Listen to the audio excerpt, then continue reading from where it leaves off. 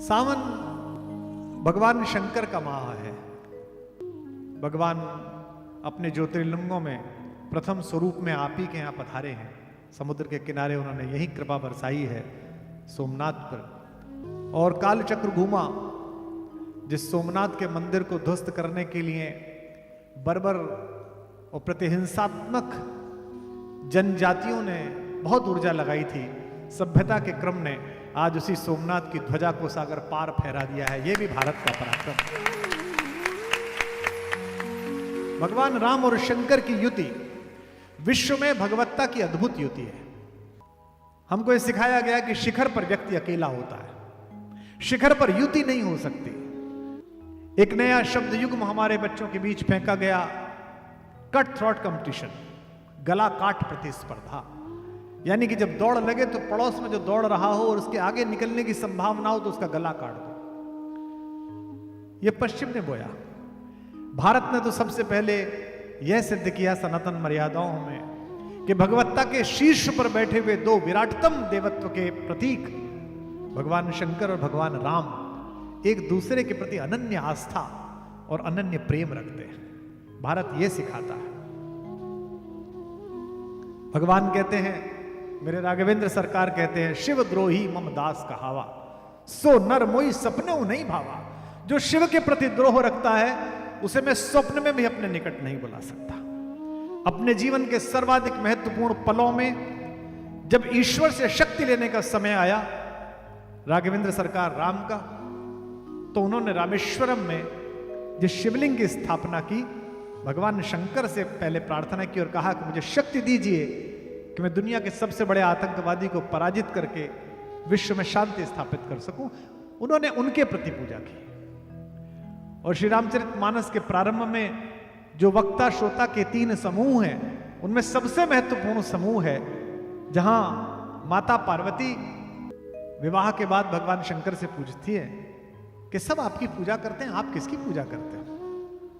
तो वो कहते हैं कि मैं राम की पूजा करता हूं। पार्वती जानती तो सब है, लेकिन जगत के कल्याण के हित पूछे ही प्रश्न जगत हित लागे। शंकर भी समझते हैं कि जगत के लिए पूछ रही है।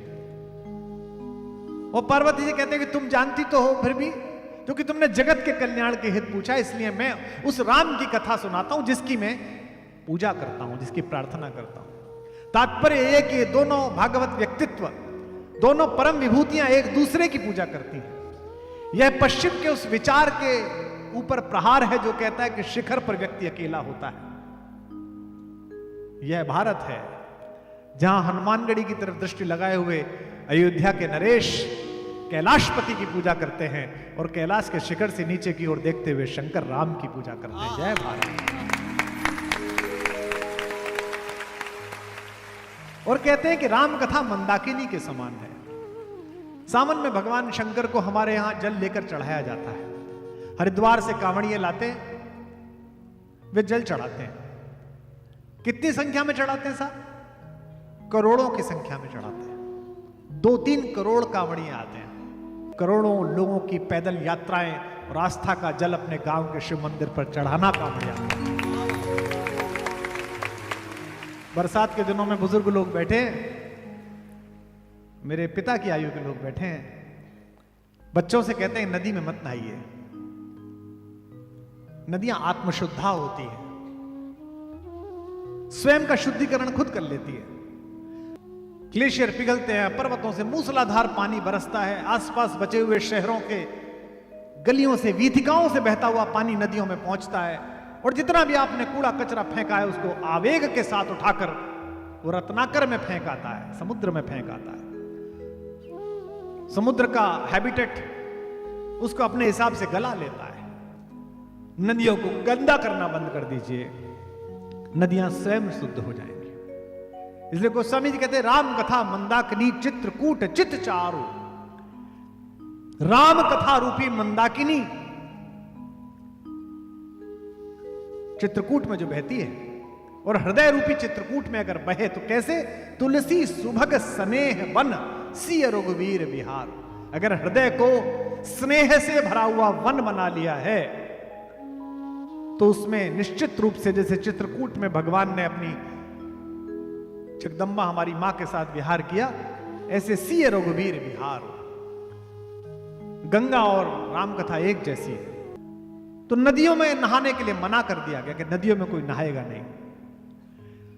तो माता गंगा ने भगवान शंकर से शिकायत की कि लोग बाग आते थे, आपका विग्रह लाते थे, हाथ में रख के स्नान करते थे, इस बहाने में आपका दर्शन करती थी। हे धरती के पिता, आपने मुझे अपने मानस में धारण किया था जब मैं पृथ्वी पर उतरी थी। कोई मुझसे पूछता है कि कंधे पर भी तो उतार सकते थे, शंकर ने सिर पर क्यों उतारा? ये बच्चियां बैठी हैं, बेटियों को ही अधिकार है कि वो बाप के सिर पर खेल सके, ये केवल पुत्रियों को अधिकार है, बेटों को अधिकार नहीं है। बुरा मत मानिएगा, यहां बैठे होंगे बेटों के बाप, किसी बेटे की हिम्मत नहीं है कि पिताजी के कंधे पर चढ़ जाए, लेकिन बेटियों को अधिकार है, पोतियों को अधिकार है। छोटी छोटी थी, दादा के कंधे पर है, सिर पर है, तो मां उतरी तो सिर पर ही उतरी। तो मां गंगा ने भगवान शंकर से कहा कि पूरे वर्ष भर में लोग आते हैं, आपका विग्रह लेके आते हैं, शालिग्राम जी की बिटिया लेके आते हैं, स्नान करते हैं, और मैं आ नहीं पाऊंगी, ऐसे कैसे चलेगा? तो भगवान ने कहा चिंता मत करो भगवती, मैं ऐसी व्यवस्था बनाता हूं कि मैं जहां हूं और जिस गांव में हूं, मेरे भक्त तुम्हारे तट तक जाएंगे, अपने कलशों में भर के लाएंगे, पैदल पैदल आएंगे और मेरा अभिषेक करेंगे, पिता और पुत्री का संबंध खंडित नहीं होगा। यह शंकर की व्यवस्था है श्रावण मास में। दोनों भगवान विष्णु से निकली हैं, एक भगवान विष्णु के चरणों से निकली है, एक भगवान विष्णु के आचरणों से निकली है। दोनों को भगवान शंकर ने अपने मानस में धारण किया है, एक को जटाओं में धारण किया है, एक को मस्तिष्क में धारण किया। गोस्वामी जी लिखते हैं, रच महेश निज मानस राखा, पाई सुसमय सिवा मन भाषा। अपने मन में बना के रख रखी थी, समय आया तब कहा। रामचरितमानस प्रारंभ करते समय ही उन्होंने कह दिया कि कलयुग रूपी पेड़ पर संशय रूपी पक्षी बैठा हुआ है। इस कलयुग में सबसे बड़ी समस्या क्या है? संशय। हर एक को एक दूसरे से शक है, राजनीतिक दलों में एक दूसरे पर विश्वास नहीं है, नौकरी करते में विश्वास नहीं, संबंधों में विश्वास नहीं है, संशय प्रमुख है।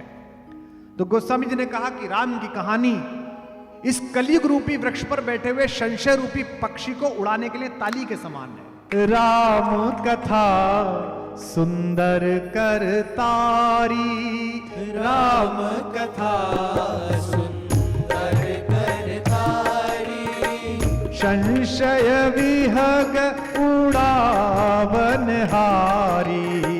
राम कथा सुंदर करतारी, संशय विहग उड़ावन हारी। मंगल भवन या मंगल हारी, द्रबहु सुदशरथ अजिर बिहारी। मंगल भवन या मंगल हारी, द्रबहु सुदशरथ अजिर बिहारी। और ये भी कहते हैं शंकर कि ये कलयुग रूपी पेड़ को फिर काटूं कैसे, इस पर कब कब संशय बैठेगा। तो गिरिराज कुमारी से कहते हैं, पार्वती से कहते हैं कि सुनो पार्वती, मैं सुना तो रहा हूं, ये राम की कहानी कुल्हाड़ी के समान है जो इस पेड़ को काटेगी।